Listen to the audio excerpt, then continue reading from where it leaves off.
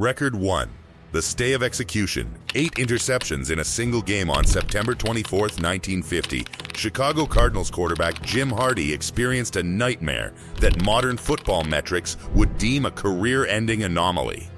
In a single afternoon against the Philadelphia Eagles, Hardy threw 8 interceptions. To complicate the tragedy, he also lost 2 fumbles, marking a total of 10 turnovers attributed to one individual in a 60-minute window. The lore surrounding this game is as bizarre as the stat line. Hardy reportedly survived a car accident on his way to the stadium that morning, which served as a literal omen for the wreck that was about to happen on the field. In the modern NFL, a quarterback is typically benched after 3 or 4 interceptions to preserve team morale and protect the asset. In 1950, depth charts were shallow, and the tough-it-out culture was absolute, meaning Hardy was forced to stay in and continue the collapse. Today, the social media guillotine and the 24-hour sports cycle would force a coach's hand by halftime. No modern player would be permitted to remain on the field long enough to fail 8 times. The optics of the game have changed, and protecting a player's confidence is now a priority for any front office. Record 2. The 1929 glitch. 40 individual points in one game on Thanksgiving Day in 1929. Ernie Nevers of the Chicago Cardinals produced a performance that sounds like a mathematical error in a modern context. Nevers scored every single point for his team in a 46 victory over the Chicago Bears. This included 6 rushing touchdowns and 4 successful extra point kicks, all achieved by the same man. This record is considered unbreakable because of the specialization era. In the early days of professional football, the Iron Man was the standard.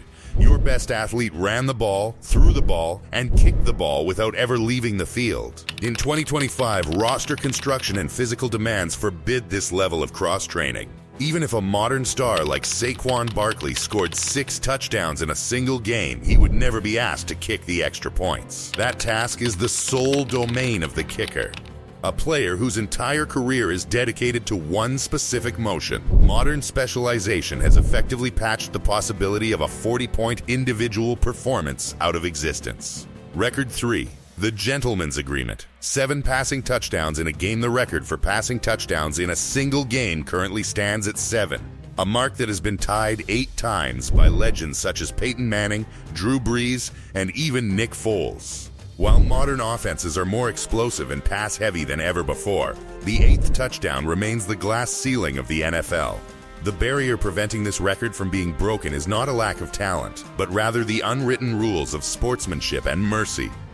When a quarterback reaches 7 touchdowns, the lead is typically so insurmountable that the game is effectively over. At that stage, modern coaches pull their starters to prevent unnecessary injuries and to avoid the classless reputation of running up the score in a blowout. Once the starter is removed, the backup quarterback enters the game. The playbook shrinks to basic clock-draining run plays, and the chance for an 8th touchdown vanishes. Record 4. The boring anomaly. 7 fair catches in a game. This record, held by multiple players including Leo Lewis in 1984, represents a game where a returner signaled for a fair catch 7 separate times. It is a record that exists due to a specific perfect storm of bad offense and elite special teams hang time. This is increasingly unbreakable because of analytical punting.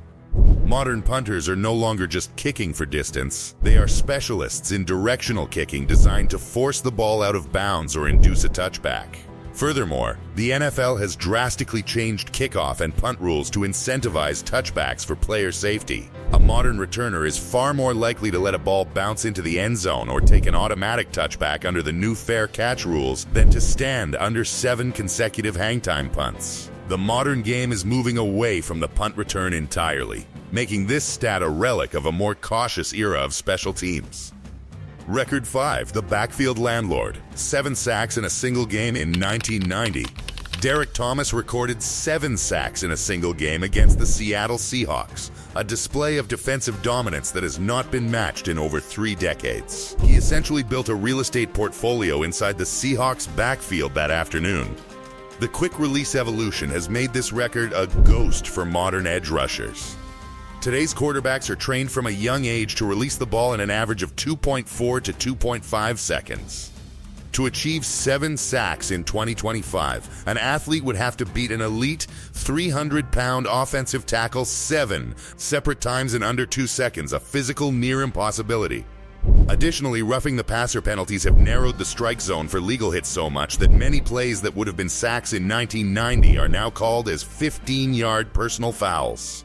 The window to make contact is smaller, the quarterbacks are faster, and the referees are more protective than ever.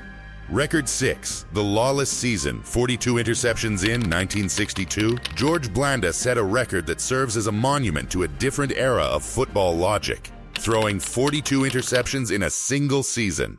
What makes this stat truly unbelievable by today's standards is that Blanda wasn't benched. He played the entire season, and remarkably, his team still reached the championship game. Why it's unbreakable in the modern NFL? Accuracy and ball security are the primary currencies for a quarterback. Today, an interception rate that high would result in a player being cut or benched long before they reached the halfway mark of the season. In the 1960s, the passing game was often a chuck-it-and-pray strategy, but modern offensive schemes are built on expected value and precision. For context, Jameis Winston's 30-interception season in 2019 was treated as a historic statistical disaster, and he was still 12 picks away from Blanda's record. Record 7, the unethical workload, 492 touches in a season in 1984. James Wilder of the Tampa Bay Buccaneers was subjected to a workload that would likely trigger a league-wide investigation today. He accounted for 492 total touches, combining carries and receptions, in a 16-game window. Wilder wasn't just the primary option, he was essentially the entire offensive engine, play after play. Why it's unbreakable? This record has been effectively patched out of the game by load management and the running back by committee approach. Modern teams view running backs as expendable investments and use rotations to preserve their health for the playoffs or future seasons. No medical staff in 2025 would permit a player to absorb the sheer volume of high-speed collisions required to reach 500 touches. The science of the game now dictates that a player's efficiency drops significantly after a certain threshold, making Wilder's 1984 season a relic of a disposable resource mentality. Record 8, the ghost season, 14 interceptions as a rookie night Train Lane's 1952 season, is a statistical anomaly that seems to defy the laws of football physics. As a rookie, he recorded 14 interceptions in just 12 games, averaging over 1 pick per outing. He did this in an era when the ball was barely spiraling and passing concepts were primitive. Why it's unbreakable? The primary barrier here is defensive respect. In the modern game, if a cornerback records even 3 or 4 interceptions in the first month of the season, quarterbacks simply stop throwing the ball in their direction. They will target the other side of the field or look for a mismatch elsewhere. To reach 14 interceptions, a player needs to be targeted constantly. But the better a cornerback plays, the fewer chances they get. Modern shutdown corners often finish seasons with very few interceptions precisely because they are so elite that they become ghosts whom quarterbacks refuse to test. Record 9, the analytics killer, 51.4 yards per punt. Sammy Baugh's 1940 record of 51.4 yards per punt has stood for over 80 years, despite the fact that modern athletes are stronger, faster, and more technically trained. Why it's unbreakable? The death of this record is a result of net yardage analytics. In 1940, punters were encouraged to simply boom the ball as far as possible. Today, if a punter kicks the ball 60 yards into the end zone, it results in a touchback, which is a statistical failure for the special teams unit. Modern punters are specialists in directional kicking and hang time, aiming to pin the opponent inside the 10-yard line rather than maximize distance. Analytics have shifted the goal from gross distance to field position, making Baugh's raw yardage record a victim of strategic optimization. Record 10, the physical impossible. 2,105 rushing yards. Eric Dickerson's 2,105-yard performance in 1984 remains the gold standard for rushing excellence. Even with the addition of a 17th game to the schedule, this record continues to sit on the shelf, untouched. Why it's unbreakable, the biggest hurdle isn't the number of games, it's the evolution of the athlete. In 1984, Dickerson was often running against 250 lb linebackers who were built for bruising contact. Today's linebackers are 230 lb track stars who can chase down elite running backs from behind. The home run 80-yard rush has become significantly rarer because defensive pursuit angles are now optimized by computer modeling and superior lateral speed. Continuing into the next 5 records, we transition from seasonal anomalies to the glitches in the simulation.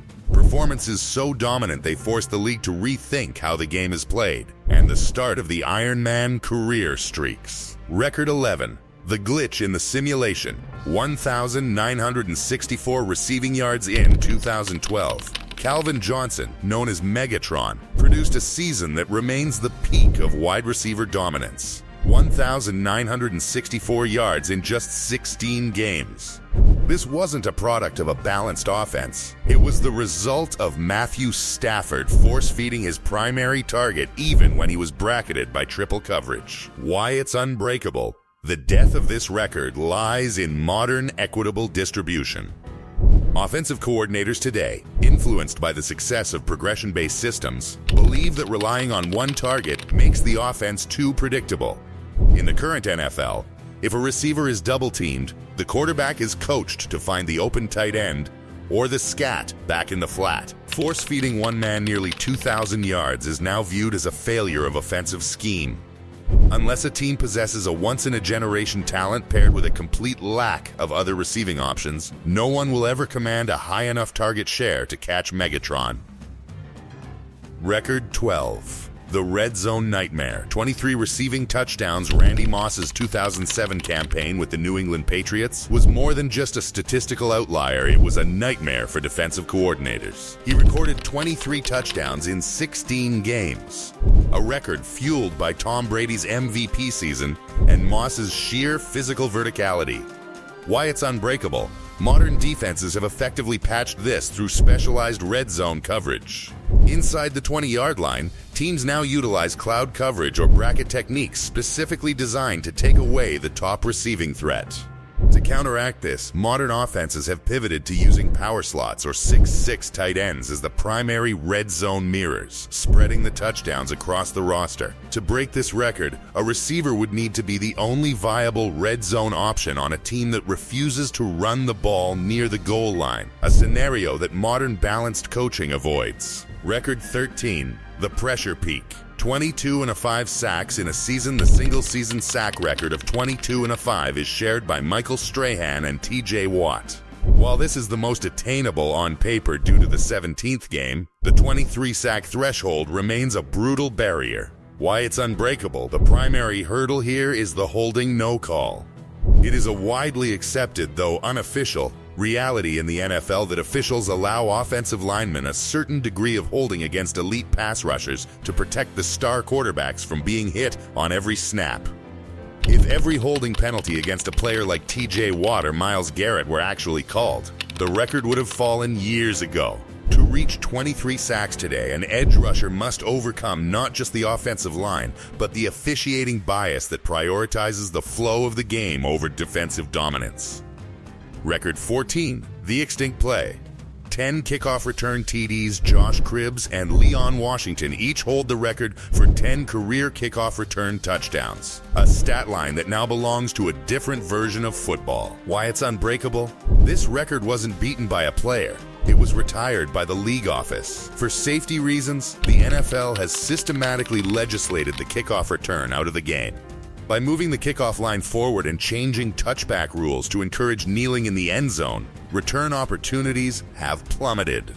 Modern returners are now coached to take the touchback to avoid high-speed collisions. You cannot break a record for a play that essentially no longer occurs in the modern game. Record 15. The Iron Man, 297 consecutive starts. Brett Favre's streak of 297 consecutive starts is perhaps the most impressive feat of durability in sports history. For 19 years, he played through broken thumbs, pneumonia, and Bounty Gate hits without ever missing a single Monday morning. Why it's unbreakable? This record has been rendered impossible by the concussion protocol. In Favre's era, a quarterback could tough it out after a massive hit. Today, if a player's helmet touches the turf and they show any sign of instability, they are immediately pulled from the game for a mandatory independent evaluation. A $200 million quarterback is no longer allowed to play through the fog because we now prioritize brain health over grit. One minor injury or one wobble is all it takes to end a streak. To reach a total of approximately 1,500 words for these final 5 records, we will deep dive into the biological, economic, and strategic barriers that make these career milestones museum pieces. Stats that belong to a version of football that has been effectively patched out of existence. Record 16. The Sack Mountain, 200 career sacks. Bruce Smith's 200 career sacks represent a level of longevity and mechanical consistency that modern edge rushers might only reach if they managed to clone themselves. Smith was more than a physical specimen. He was a technician who played for 19 years and never experienced a significant drop-off in production. To put this number in perspective, a player would need to average double-digit sacks every single year for 2 decades to even enter this territory. Even elite active players like Von Miller, who has spent over a decade terrorizing quarterbacks, are still roughly 40 sacks away from the summit. The primary reason this record is safe is the modern NFL's shift toward the edge rotation philosophy. In Bruce Smith's era, star defensive ends were Ironmen who remained on the field for nearly 100% of the defensive snaps. In the modern game, defensive coordinators prioritize fresh legs over star power. Even the most dominant rushers in the league today, such as TJ Watt or Myles Garrett, are frequently rotated off the field for 20 to 30% of the game to keep them explosive for the fourth quarter. Furthermore, the time to throw metric has fundamentally changed the math of sacking. Quarterbacks today release the ball faster than ever, and offensive schemes utilize max protection or chip blocks from tight ends and running backs to neutralize star rushers. Bruce Smith played in an era where he could beat his man and actually have time to reach the quarterback. Today, even when a rusher beats their man, they often only have half a second to make contact before the ball is flicked into the dirt or out to a check down. 200 sacks is the mountaintop, and in a league of rotations and quick releases, it is a very lonely peak.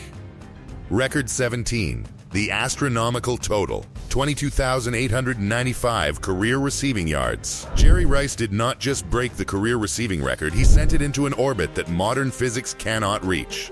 His 22,895 receiving yards represent over 13 miles of catching footballs while being chased by world-class athletes. To understand how absurd this total is, consider this. If a modern receiver entered the league and recorded exactly 1,500 yards every single season for 15 straight years, they would still fall short of Rice's mark. The barrier here is not just talent. It is the modern reality of burnout and load management. Most elite wide receivers today hit a physical cliff around age 32 or 33. As soon as they lose half a step of top-end speed, their production craters. Jerry Rice, however, was a biological anomaly. At age 40, he was still recording 800-yard seasons. At age 41, he was running routes that were crisper and more precise than half the league's starters. Rice's record is a testament to an obsession with fitness and route running that modern brand-focused players rarely sustain. Modern legends like Calvin Johnson retired early to preserve their health, and stars like Julio Jones or DeAndre Hopkins have seen injuries hamper their pursuit of history. In today's NFL, players are often encouraged to listen to their bodies and retire before they face permanent damage. Jerry Rice simply refused to listen. He kept going and going until he reached a number that acts as a biological firewall against the rest of human history. Record 18. The Human Calendar. 274 consecutive games with a catch. This record measures a form of reliability that is almost impossible to replicate in a high-contact sport. Jerry Rice went 274 consecutive games, spanning 17 full seasons, without a single off day, a single injury gap, or a single goose egg in the stat sheet. It means that for 17 years, regardless of the weather, the quarterback, the opponent, or his own health, Jerry Rice caught a football. In today's NFL, the catch streak is constantly threatened by decoy assignments and bracket coverage. Modern defensive coordinators like Bill Belichick have made careers out of taking away the WR1. If a modern star receiver is double or triple teamed for an entire game, the quarterback is coached to throw elsewhere, which often results in the star receiver being shut out. Furthermore, the modern load management culture means that if a star receiver has a sore hamstring or a minor calf strain, they sit out a week to prevent a larger injury. Jerry Rice played through those minor ailments. He was always open, always relevant, and never irrelevant in a game plan, even when he transitioned into a WR3 role later in his career. To break this, you would need a receiver who never misses a snap, never gets shut out by an elite corner, and plays until they are 40. In other words, you would need to recreate Jerry Rice from scratch. Record 19. The center fielder, 81 career interceptions. Paul Krause's 81 career interceptions are a relic of a lawless era of passing that has been effectively patched out of the game by quarterback efficiency. In the 1960s and 70s, quarterbacks were encouraged to throw deep, contested balls into heavy traffic. The deep prayer was a viable offensive strategy which allowed ball-hawking safeties like Krause to patrol the middle of the field like center fielders in baseball. Today, the game is governed by the safe checkdown and the expected value of a pass. Quarterbacks are trained from high school to value ball security above all else. Throwing a 50-50 ball is now considered a fireable offense for a modern signal caller. Because quarterbacks throw fewer interceptable balls, modern safeties simply do not get the 81 opportunities required to match Krause. Additionally, there is the respect factor. If an elite modern safety like Ed Reed or Minkah Fitzpatrick starts a season with a high interception rate, quarterbacks simply stop looking at their side of the field. They will actively target the weaker link in the secondary to avoid the turnover. Paul Krause played in a time when quarterbacks were more reckless and less robotic in their progressions. As the NFL moves toward a more optimized, low-risk version of passing, Krause's 81 interceptions remain safe in a vault that modern efficiency has locked forever. Record 20, the sickening win count, 251 wins. Tom Brady's 251 career wins as a starting quarterback is a record that defies the very laws of NFL economics. To understand the magnitude of this number, you have to realize that it represents double-digit wins, 10-plus wins per season for 25 straight years, and Brady only played for 23 seasons. He passed logic, he passed physics, and he passed every other legend to sit on a throne that is mathematically unreachable for the modern player. The primary barrier here is the gravity of the salary cap. The NFL is designed for parity. It is built to make teams go 9-8 through the draft and cap restrictions. When a quarterback becomes great, they eventually demand a massive percentage of the team's salary cap, which forces the team to cut talent elsewhere. This usually results in a slump or a down year where the team struggles to win games. Brady managed to defy this gravity for 2 decades through a combination of elite health, strategic pay cuts to keep talent around him, and a level of obsession that most human beings find sickening. Modern stars like Patrick Mahomes or Josh Allen are incredible athletes, but their mobility makes them more susceptible to the injury cliff. Brady stayed in the pocket, avoided the big hits, and won for 23 seasons straight. To beat this, a quarterback would need 20-plus years of perfect health, sustained dominance, and a front office that never fails to rebuild the roster.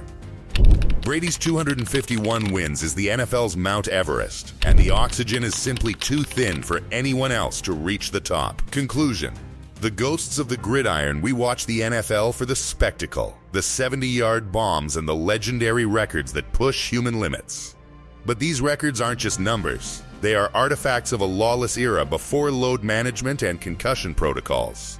From Dickerson's goggles to Favre's iron-willed streak, these milestones represent a version of football built on a disregard for the long-term price of the game. We celebrate legends like Jerry Rice and Tom Brady, but we must acknowledge the thousands whose bodies fueled this engine. The record book tells us who reached the mountaintop, but the patching of these stats shows the league realized the cost was too high. The scoreboard shows who won, but these unbreakable records reveal the permanent toll of the past. If you want to understand the hidden logic behind the world's biggest sports, subscribe and hit the bell. Thanks for watching.